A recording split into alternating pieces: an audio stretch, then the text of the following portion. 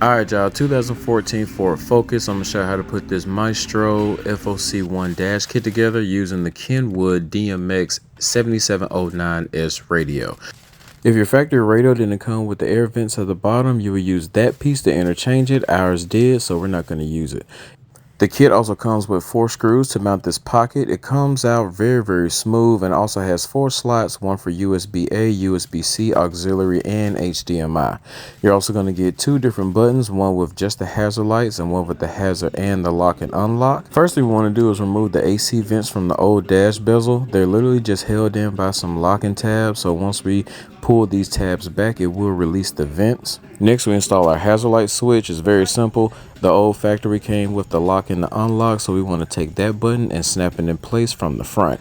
I always like to press the button a few times just to make sure that nothing's sticking, and then we want to use the 4 screws that came with the dash bezel and screw in the pocket. You also want to press that a few times just to make sure that that's flowing real easy, and then we just want to take the AC vents, put those back in place, and they will snap back in. Once we do that, making sure everything's tight, I like to do one last quality check, making sure all the AC vents move properly and freely, pressing the buttons, none of that sticks, moving that pocket up and down, and then we get to actually mount the brackets to our radio. Now this radio does not mount to the dash kit, so you'll install the radio in the dash first, then put the dash kit second. Y'all have a blessed day. Peace.